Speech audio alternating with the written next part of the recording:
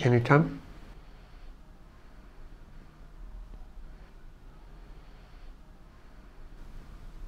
American Power is a series of pictures that I made in the United States, my home country, between the years 2003 and 2008. It began in a small town in Ohio, Cheshire, Ohio, where I took pictures about the disappearance of a small town that sat in the shadow of one of our largest coal-fired power plants. And I was moved by the lives that had been lived in this place and the few people that remained in this town, and began to think in a larger sense about the subject of energy, and made a series of trips throughout the United States where I made pictures looking at the American landscape as a reflection of American society. Energy was the linchpin. Energy was the central subject. But the deeper that I got into this project, the more I realized that energy as a subject was tied into so many other aspects of our culture. And so it has, in a sense, an opportunity to reflect and to show something in a broader way about the state of things in America today.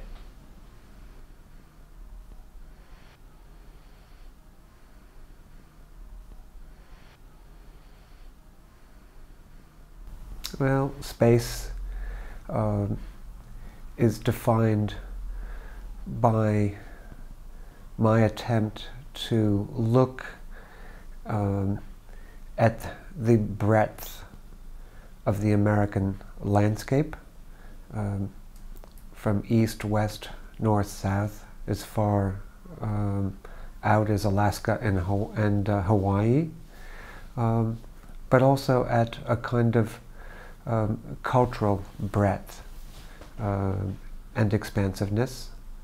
And space is also one of the critical formal concerns that I bring to the picture making itself, that they have deep space, deep physical space, deep metaphorical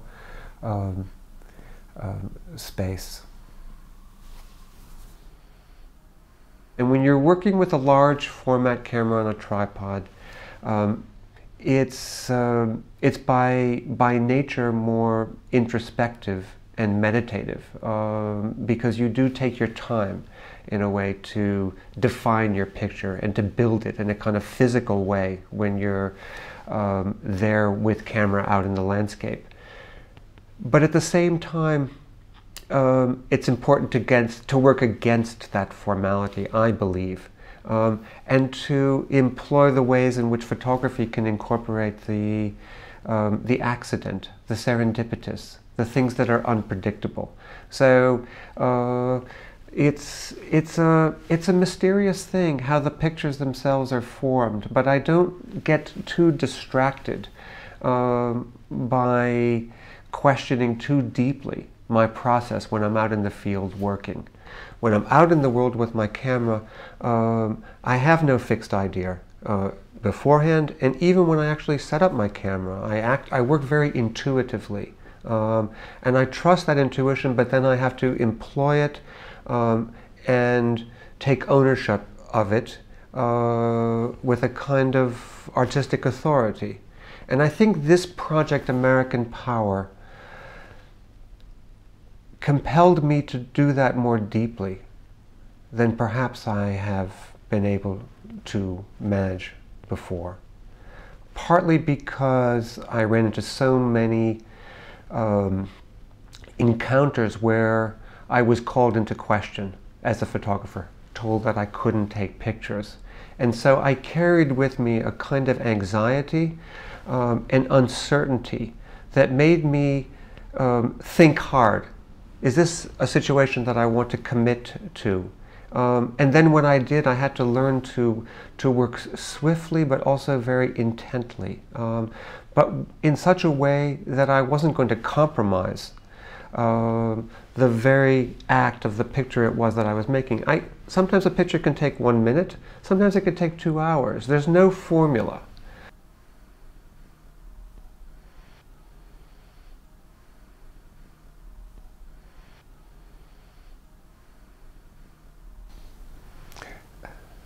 The beauty is in the humanity. Intuitively, I have a little bell that will go off that says, you know, this is rather contrived.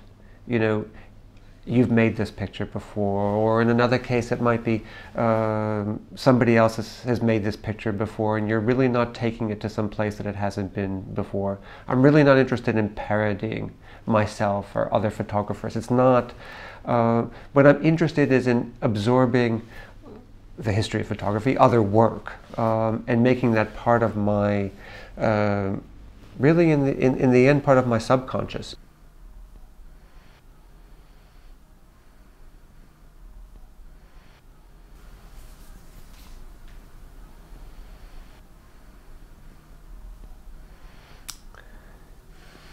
The story is in the whole.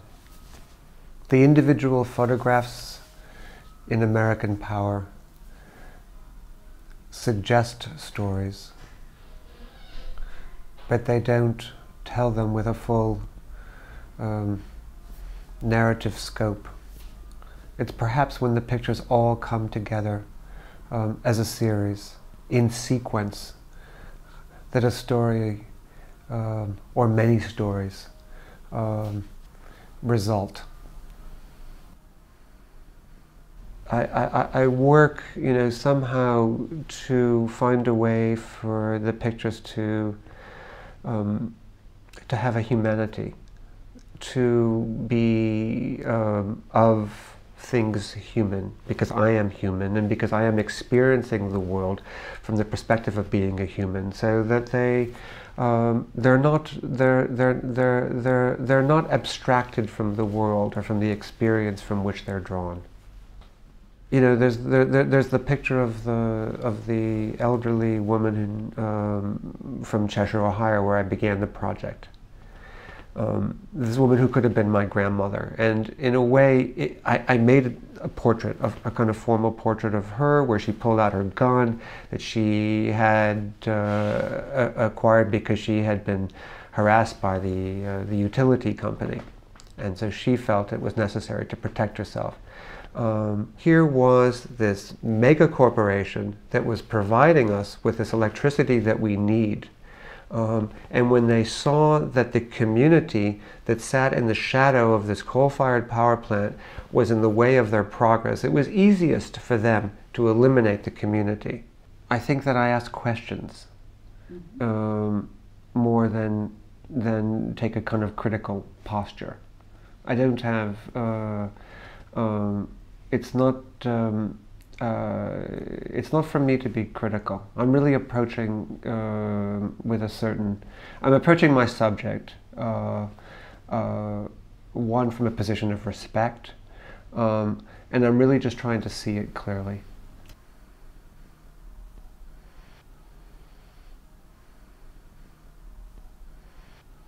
The politics in the work are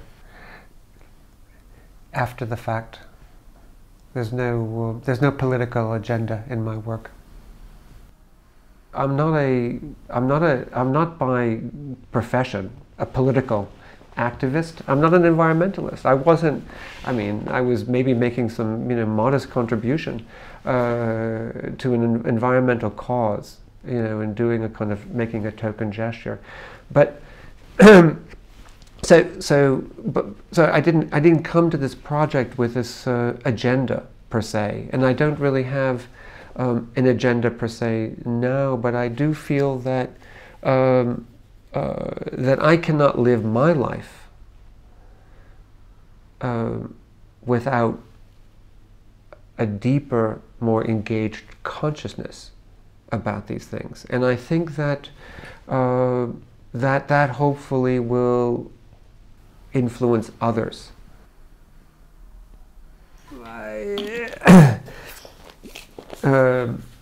But I felt a little bit like I was almost on one of these TV game shows, where you you have where you're post a $64,000 question, So